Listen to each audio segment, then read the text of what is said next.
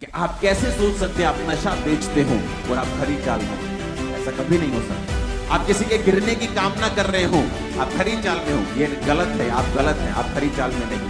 आज अच्छी वस्तुओं के लिए लोग चोरियां करते हैं, डाका डालते हैं अच्छी वस्तुओं के लिए, और परमेश्वर कहता है आसानी के साथ ही अगर तू मेरे साथ खरी चाल को चलेगा, कहता दुनिया की कोई खरी वस्तु मैं तुझसे दूर नहीं रखूंगा, तेरे कदमों में रखूंगा हर खरी वस्तु।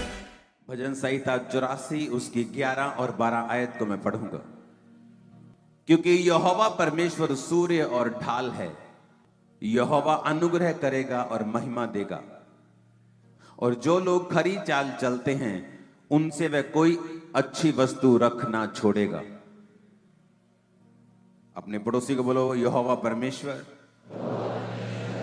सूर्य भी है और ढाल भी है। इंग्लिश में लिखा, for the lord God is a sun and shield, the lord will give grace and glory, no good thing will be withhold from them that walk uprightly. अगर ये एक वचन हमें समझ आ जाए, पूरी जिंदगी हमारी सफल हो सकती है। उसने कहा यहोवा परमेश्वर सन है, सूर्य है और ढाल है। क्यों कहा सूर्य? क्योंकि एक सूर्य आपको रोशनी देता है, सूर्य की वजह से ही आपकी सब्जियां पकती हैं और बड़ी होती हैं, लाइफ रहती है। साइंटिस्ट कहते हैं कि अगर एक व्यक्ति सूर्य की रोशनी में जाना बंद कर दे या ऐसे स्थानों में रहे जहां सूर्य की रोशनी नहीं आती, उसकी बॉडी, उसकी मेंटल लाइफ डिस्टर्ब होती है और वो डिप्रेशन में जाने के उसके चांसेस कई हजार गुना बढ़ जाते हैं। तो सूर्य एक लाइफ की तरह है। तो परमेश्वर ने कहा मैं सूर्य हूं, मैं सन हूं, मैं रोशनी हूं, बिना मेरे तू ग्रो नहीं कर सकता, खुश नहीं रह सकता, आनंदित नहीं रह सकता, फ्री नहीं रह सकता। और कहता मैं ढाल हूं। इब्रानी भाषा में ढाल का मतलब है मेगिना, a shield, a scaly hide of the crocodile. कहता जिस तरह मगरमच्छ के ऊपर स्केल्स होते हैं, उसकी चमड़ी सख्त होती है, मगरमच्छ की जो चमड़ी होती है बिल्कुल सख्त होती है ऊपर से। कहता मैं तेरे लिए मगरमच्छ की चमड़ी की तरह हूं। पुराने समय में लोग जो वॉरियर होते थे, लड़ाई करने वाले होते थे, वो मगरमच्छ की चमड़ी को उतार कर अपने सीने पर लगा के जाते थे, क्योंकि ये उनके लिए शील्ड का काम करती थी। तो जब कोई तीर आता था या कोई चीज आती थी, वो शील्ड की तरह काम करती थी और वो उसको भेद नहीं पाती थी। तो परमेश्वर ने कहा मैं तेरे लिए सूर्य हूं, अगर तू मैं तेरे जीवन में हूंगा तो सारी चीजें ग्रो करेंगी, डिप्रेशन खत्म होगा, चिंताएं खत्म होंगी, बोझ खत्म होगा, तू ग्रो भी करेगा। और मैं तेरे लिए शील्ड भी हूं, the scaly hide of the crocodile. इब्रानी भाषा में बाइबल लिखी गई, पुराना नियम। कहता मैं तेरे लिए मेगिना हूं, a shield, a scaly hide of the crocodile. मैं तेरे लिए डिफेंस हूं, मैं तेरे लिए एक सुरक्षा हूं। अगर मैं तेरे जीवन में हूंगा तो उस तरह से तेरे जीवन में शैतान काम नहीं कर पाएगा जिस तरह वो दूसरे लोगों के जीवन में करता है। परमेश्वर ने कहा मैं सूर्य हूं, मैं ढाल हूं, यहोवा अनुग्रह करेगा और महिमा देगा। परमेश्वर कहता मैं अनुग्रह करूंगा, मैं ग्रेस दूंगा। जिस चीज के तू काबिल नहीं होगा उस जगह को मैं तुझे और तेरे परिवार को दूंगा। जो पदवियां तेरे पहुंच के परे होंगी, तू उन पदवियों के ऊपर होगा। तू सिर होगा और पूंछ नहीं होगा। तू अपने काम में, तू अपने बिजनेस में, तू अपनी जॉब में, अपने घर में, मोहल्ले में और रिश्तेदारी में मैं तुझे ऊंचा करूंगा और तुझ पर अनुग्रह करूंगा। और क्या कहता महिमा दूंगा, मैं तुझे इज्जत दूंगा, मैं तेरी इज्जत को बढ़ाऊंगा। आगे कहता है जो लोग खरी चाल चलते हैं उनसे वो कोई अच्छी वस्तु रख ना छोड़ेगा। आज अच्छी वस्तुओं के लिए लोग चोरियां करते हैं, डाका डालते हैं, मार देते हैं एक दूसरे को, कब्जे कर लेते हैं एक दूसरे की जगह के ऊपर। अच्छी वस्तुओं के लिए। और परमेश्वर कहता है आसानी के साथ ही, अगर तू मेरे साथ खरी चाल को चलेगा, तू मेरे साथ अगर राइट तरीके से अपराइटली चलेगा। अपराइटली का मतलब है तामीम। तामीम इब्रानी भाषा में कहता without blemish, complete, full, perfect, sincerely, without spot, undefiled, upright. कहता अगर तू मेरे साथ ऐसा चलेगा कि तेरे जीवन के ऊपर कोई भी धब्बा नहीं होना चाहिए। व्यभिचार एक धब्बा है, चोरी एक धब्बा है, शैतान के सामने झुक जाना एक धब्बा है, परमेश्वर के अलावा और भी जगहों पर सिर झुकाना एक धब्बा है। परमेश्वर कहता है, कहता अगर तू विदाउट ब्लेमिश चलेगा, कंप्लीट चलेगा, फुल चलेगा, परफेक्ट चलेगा, सिंसियरली चलेगा, कहता दुनिया की कोई खरी वस्तु मैं तुझसे दूर नहीं रखूंगा, तेरे कदमों में रखूंगा। हर खरी वस्तु, हर बेस्ट चीज परमेश्वर ने कहा। कहता दुनिया की हर खरी वस्तु जिसके लिए दुनिया फाइट कर रही है, देश फाइट कर रहे हैं, कहता मैं तुझे ऐसे ही दे दूंगा। देश फाइट कर रहे हैं, लोगों को लगता है फलाना देश फलाने के साथ लड़ पड़ा। वो लड़ाई नहीं है, वो तेल की लड़ाई है, मिनरल्स की लड़ाई है मेरे भाई। वो सोना, वो कॉपर, वो लोहा, वो खनिज जो उनके देशों से निकलते हैं, ये उस चीज की लड़ाई है। कहीं कंफ्यूज मत रहना कि एक देश दूसरे के साथ लड़ता क्यों है। अच्छी चीजों के लिए लड़ाई हो रही है, बुरे तरीके के साथ, शैतानी तरीके के साथ, लेकिन अच्छी चीजों के लिए कि हमें मिल जाए। बढ़ के देखो वर्ल्ड वॉर 1 क्यों हुई, 2 क्यों हुई? कब्जा करने के लिए, क्योंकि उस देश पर तेल निकलता है, मुझे वो देश चाहिए। फलाना कहता नहीं मैं उस देश पर कब्जा करूंगा, मुझे वो तेल चाहिए जो जमीन से निकल रहा है। और परमेश्वर कहता है जो लोग खरी चाल चलते हैं, इंटेग्रिटी के साथ, without blemish, without spot, complete, full, perfect और सिंसियरली, कहता मैं कोई खरी वस्तु, उसने ये नहीं कहा दुनिया की कुछ खरी वस्तुएं, कहता मैं कोई खरी वस्तु, कहता एक भी खरी वस्तु ऐसी नहीं होगी जो तेरे कदमों के बीच में ना हो। सारी खरी वस्तुएं कहता मैं तेरे कदमों में रख दूंगा। कोई भी अच्छी वस्तु, कहता no good thing will be withhold for them that walk uprightly. कहता जो लोग खरी चाल चलते हैं, वॉक अपराइटली, तामीम, खरी का मतलब तामीम, ट्रुथ के साथ, विदाउट ब्लेमिश, विदाउट स्पॉट, कोई धब्बा नहीं जिनकी जिंदगियों के ऊपर। कहता मैं कोई खरी वस्तु रख नहीं छोड़ूंगा। वो तुम्हारी फैमिली हो, पार्टनर हो, बिजनेस हो, सेवकाई हो, हर एक खरी वस्तु परमेश्वर कहता मैं तुझे दूंगा जो लोग खरी चाल चलते हैं। कितना आसान है परमेश्वर से लेना, और हमने कितना मुश्किल बना दिया है, क्योंकि पेशेंस की कमी है। हमें हर चीज फास्ट चाहिए, हर चीज तेजी से चाहिए। आज उन रेस्टोरेंट्स के ऊपर सेल ज्यादा है जो जल्दी डिलीवर कर देते हैं।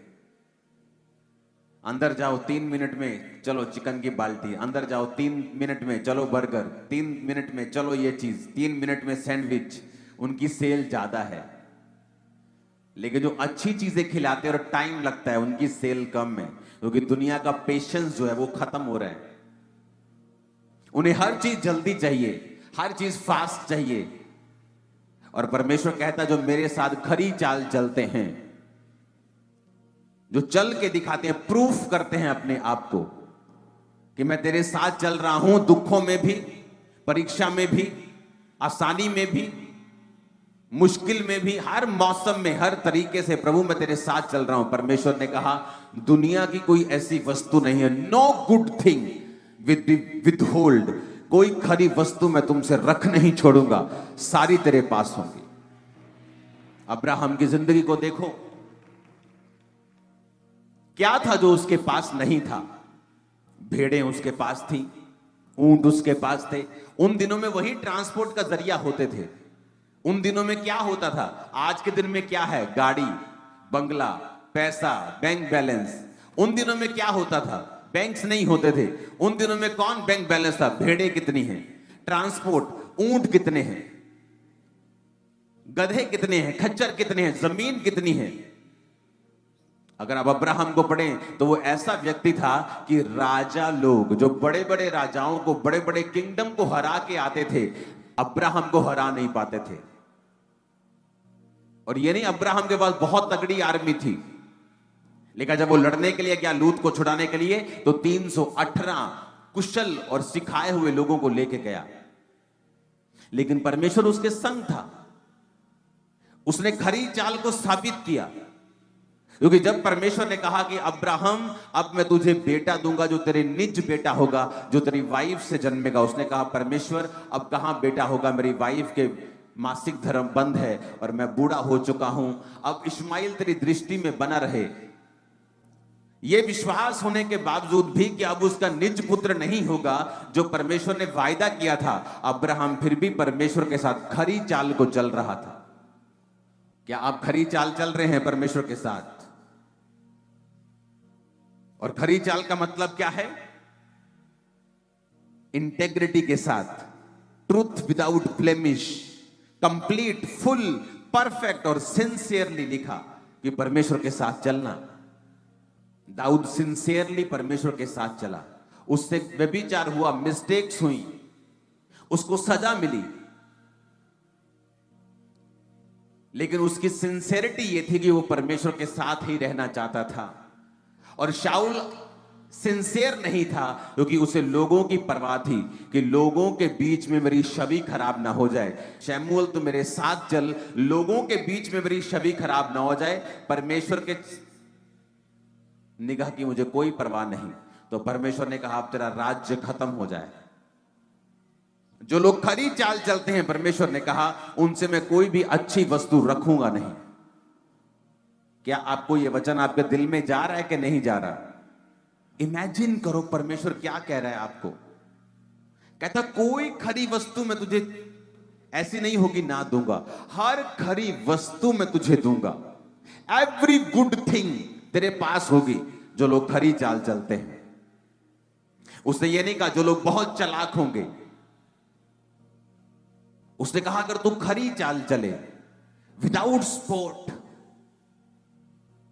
बिना किसी लांछन के, बिना किसी धब्बे के, फुल इंटेग्रिटी के साथ, ट्रूथ के साथ, कंप्लीट, परफेक्टली, सिंसियरली अगर तू मेरे साथ चले, तो प्रभु ने कहा मैं कोई अच्छी वस्तु तेरे घर में ऐसी नहीं होगी कि ना हो, तेरे जीवन में ऐसी नहीं होगी ना हो।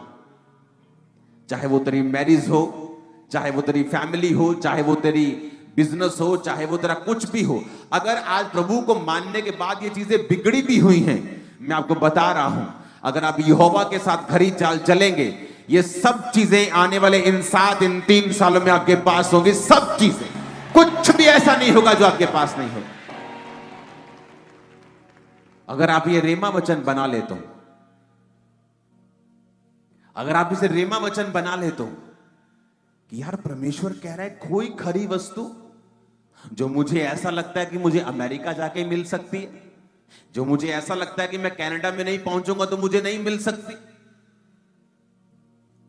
जो मुझे ऐसा लगता है कि अगर मेरा अमीर बाप ना हो तो मुझे मिल नहीं सकती, जो मुझे ऐसा लगता है कि अगर मैं सुंदर नहीं हूं तो मुझे यह चीज मिल नहीं सकती।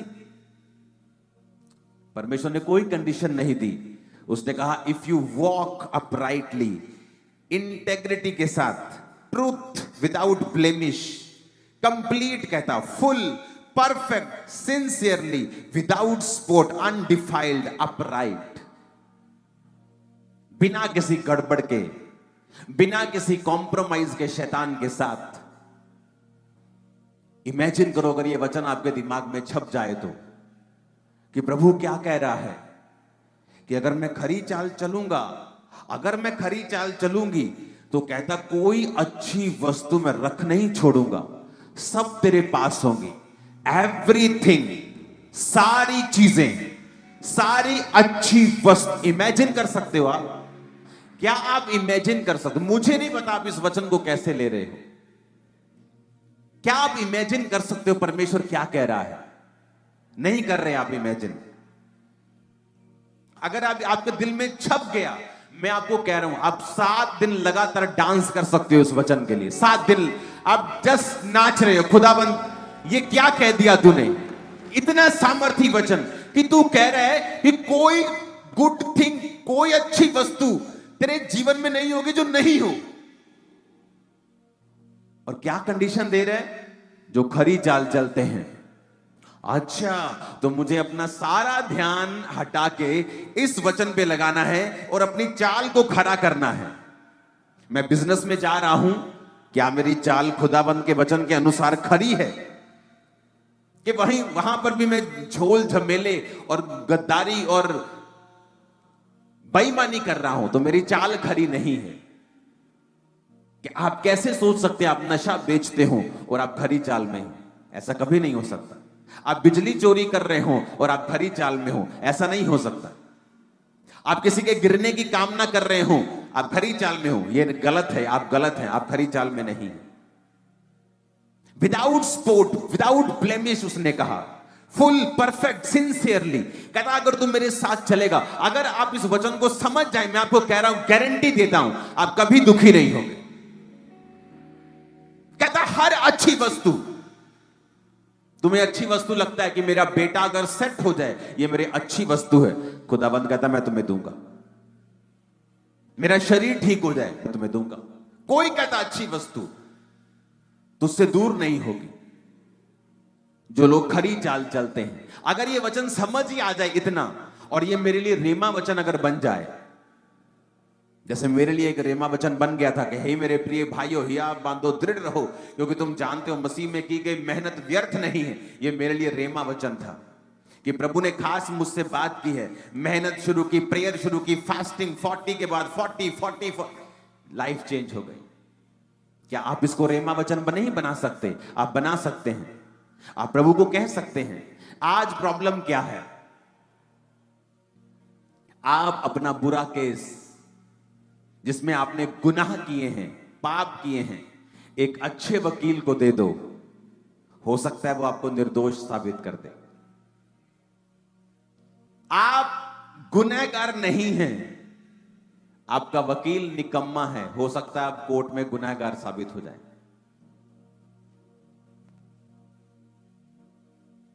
जाके देख लो जेलों में कितने लोग हैं जो इनोसेंट बंद हैं, जिनके कोई गुनाह नहीं किया। आत्मा में आप कैसे हैं?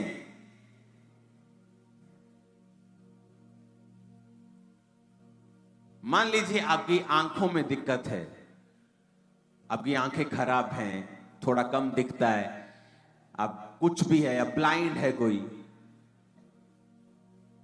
एक है निकम्मे वकील की तरह केस लड़ना। क्या प्रभु जी आप मुझे चंगा करें, आमीन। ये भी अच्छी चीज है, लेकिन ये एक निकम्मी केस को लड़ने को दर्शाता है। एक है अच्छा वकील, अच्छी प्रार्थना करने वाला वकील।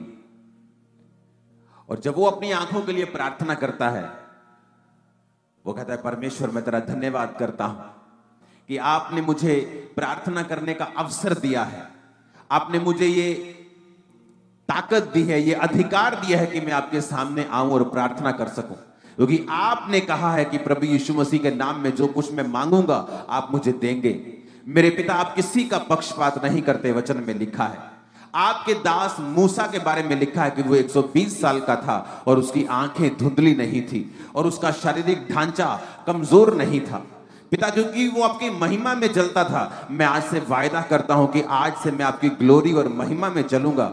आप भी मेरी आंखों के ऊपर दया करें पिता, और मेरी आंखों पर से सारी बीमारी को खत्म करें, क्योंकि आपके बेटे यीशु के कोड़े खाने से मैं चंगा हो चुका हूं। आप मुझ पर भी दया करें जिस तरह आपने मूसा के ऊपर की थी। यह है अच्छे वकील की प्रार्थना।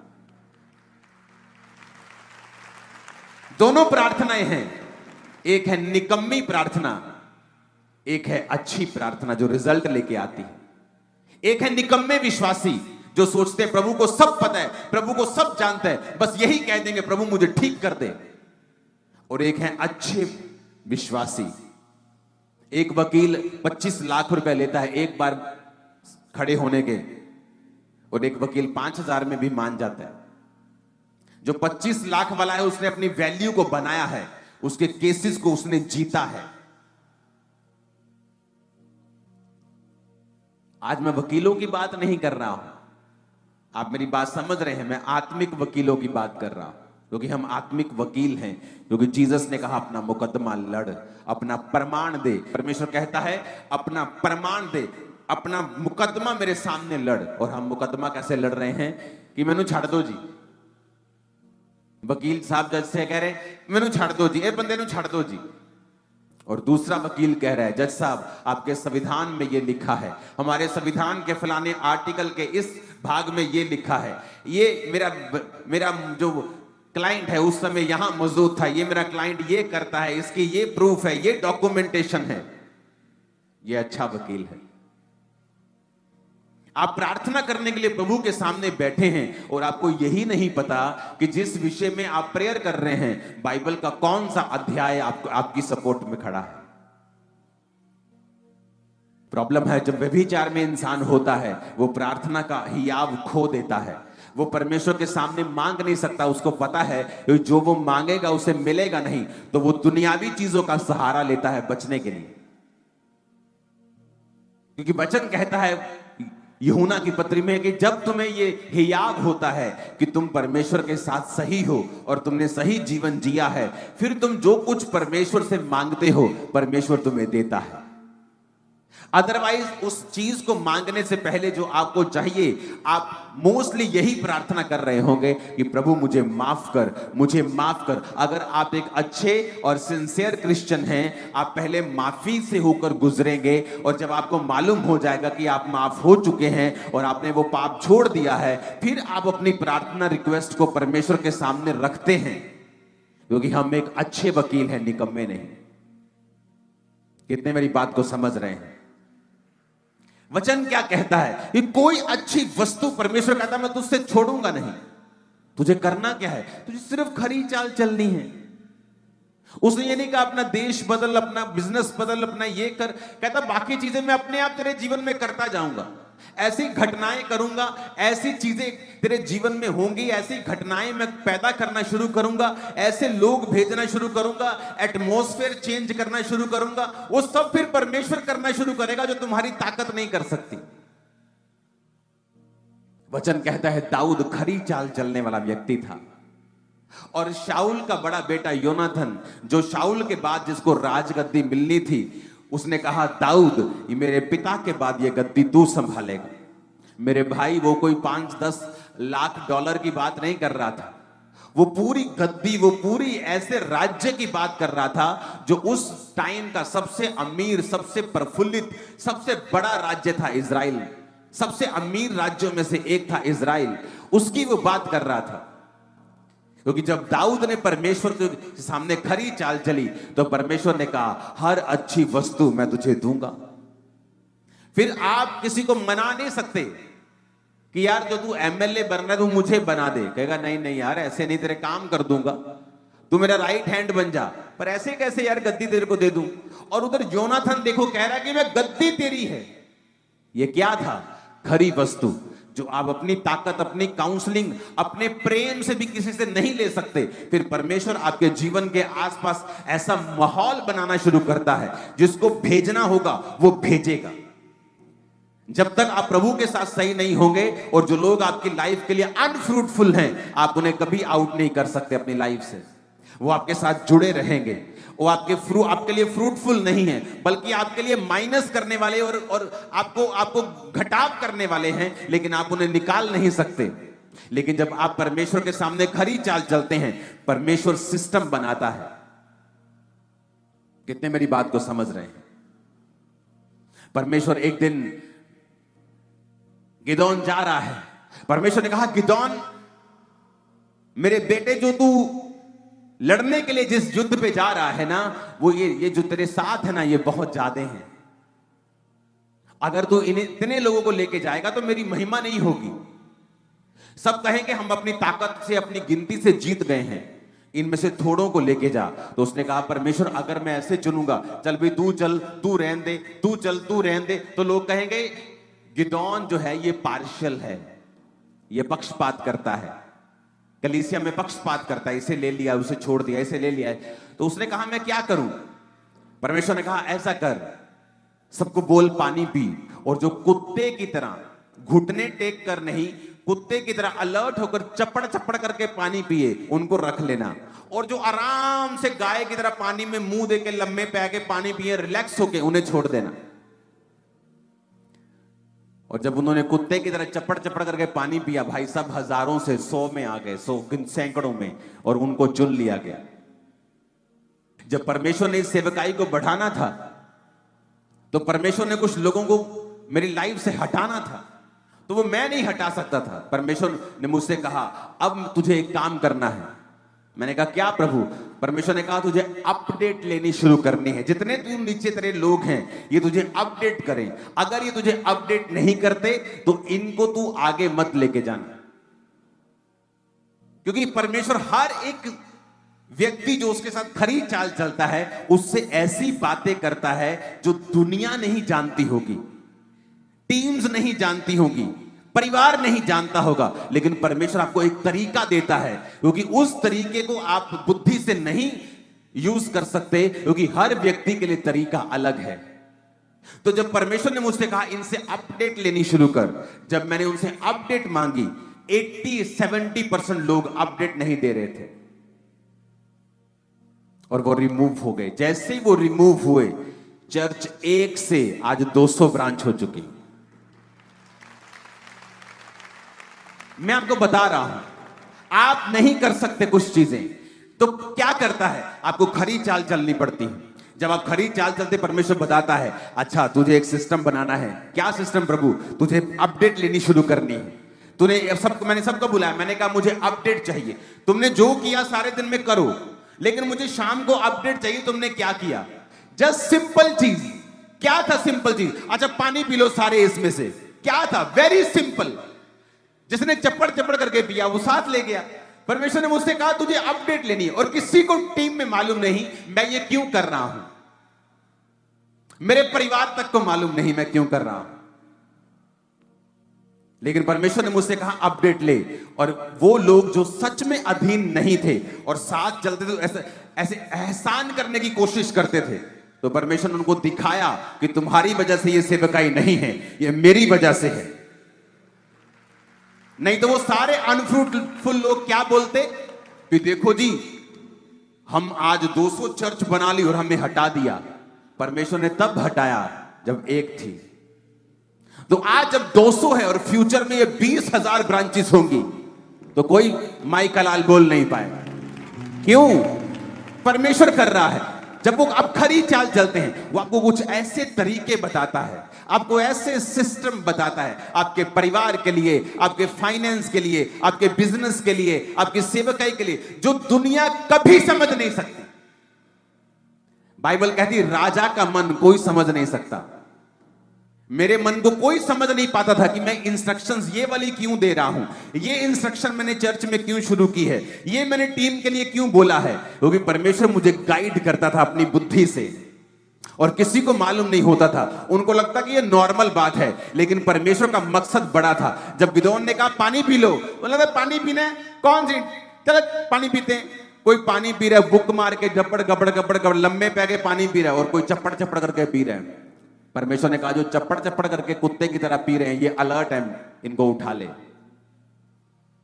जब प्रभु इस्तेमाल करता है किसी सेवकाई के नीचे आपको, वो आपके गिफ्ट बुद्धि देखकर नहीं, आपकी अधीनगी की और आपकी रिपोर्ट देने की क्षमता के अनुसार आपको इस्तेमाल करता है।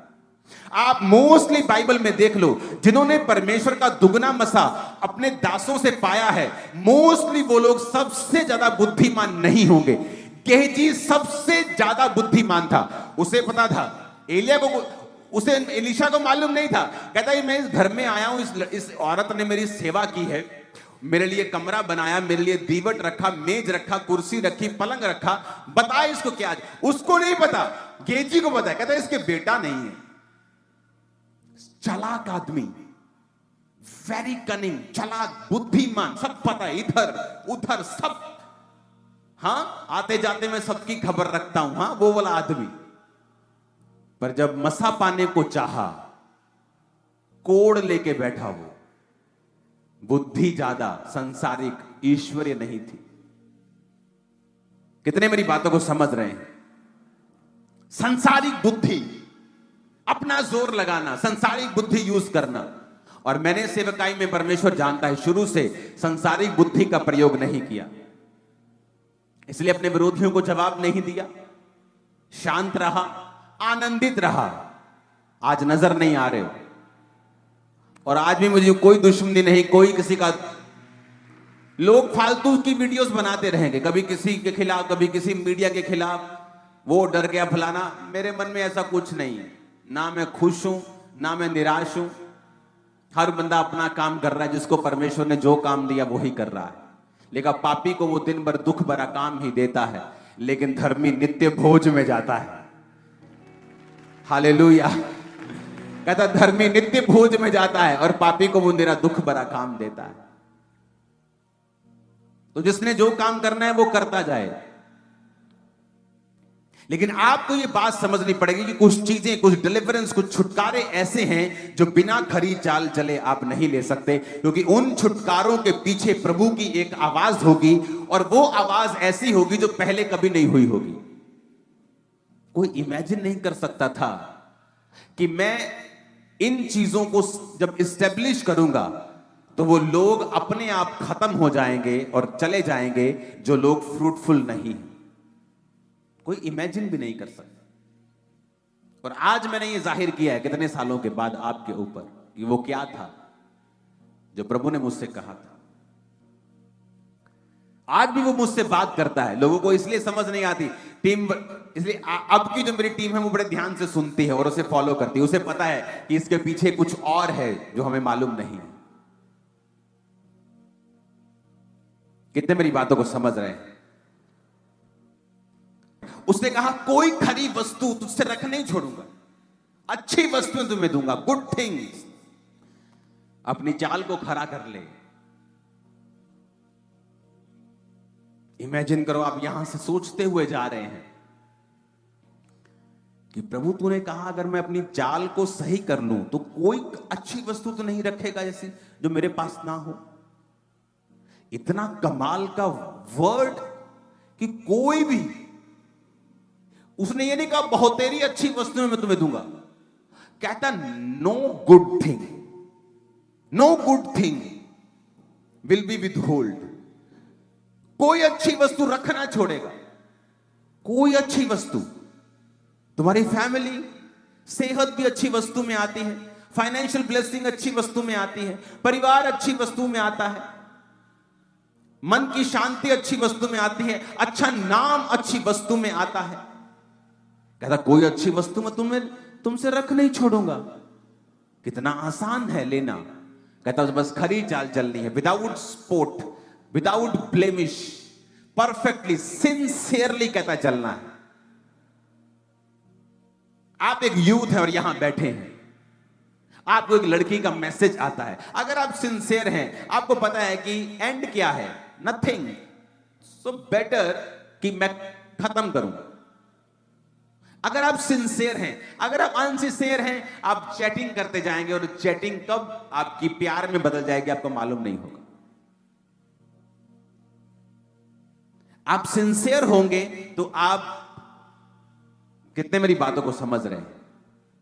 इसलिए कहता है who walk sincerely without blemish, without spot, perfectly, complete, full, sincerely, undefiled, tamim, whole, पूरा, आधा नहीं, पूरी तरह से परमेश्वर के साथ चलना।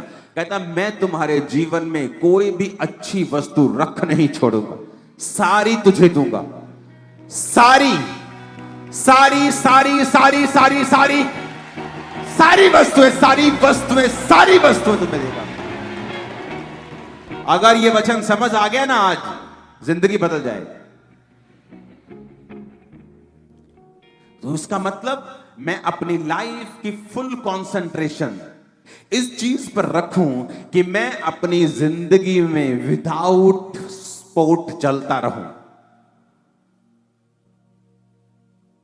मेरा जोर इस चीज पे लगे कि मैं सीधा चलूं।